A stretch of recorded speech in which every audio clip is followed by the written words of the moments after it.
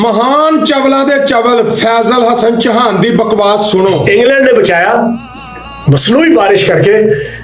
74 पे पूरी पाकिस्तान की टीम ढेर हो गई थी, जो 10 ओवरों में इंग्लैंड ने पूरा कर लेना था। मसनूई बारिश बरसाई गई और उसका फायदा एक एक नंबर का देके इनको जनाब आगे की तरफ पाकिस्तानी टीम को ले जाया गया। गल सुन, फैजल हसन चौहान कहते आ कि अगर मर्द दे जरासीम ताकतवर होण ते लड़का पैदा हुंदा वा, अगर औरत दे जरासीम ताकतवर होण ते लड़की पैदा हुंदी आ, ते जे पड़ोसी दे जरासीम ताकतवर होण ते तेरे वर्गी चवल बकवास करने वाली पैदा हुंदी आ।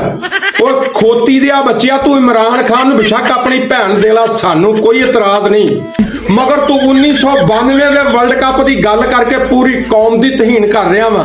तेनू पता माहे रमजान का महीना सीगा, किस तरह मावां भैणां धीआं बच्चे बच्चियां मसलियां ते बह के रब दे अगे दुआ कर रहे सीगे कि या अल्लाह सानू ये फतह नसीब फरमा। ते 92 के दरमियान 5 कप बाहर आए सीगे, लेकिन तेनू शर्म नहीं आई। ਜਿਹਦੇ ਕਹਿੰਦੇ ਆ ਨਾ ਤੇਰੇ ਮੂੰਹ ਨੂੰ ਬਵਾਸੀਰ ਹੋ ਗਈ ਆ, ਜਿਹਨੂੰ ਬੁਗਜ਼ੇ ਇਮਰਾਨ ਦੀ ਬਿਮਾਰੀ ਲਾਹਕ ਹੋ ਜਾਵੇ ਉਹਨੂੰ ਕਬਰ ਦੀਆਂ ਕੰਧਾਂ ਤੱਕ ਆਰਾਮ ਨਹੀਂ ਆਉਂਦਾ, ਤੇ ਜਾ ਕਾਕਾ ਤੈਨੂੰ ਵੀ ਆਰਾਮ ਨਹੀਂ ਆਉਣਾ। ਤੇਰੇ ਜੰਮਣ ਵਾਲਿਆਂ ਤੇ ਤੇਰੇ ਅਗਲੇ ਪਿਛਲਿਆਂ ਦੇ ਉੱਤੇ ਸਿਰਫ 4 ਲਫ਼ਜ਼ ਆ, ਲਾਮ ਐਂਡ ਨੂਨ ਤੇ।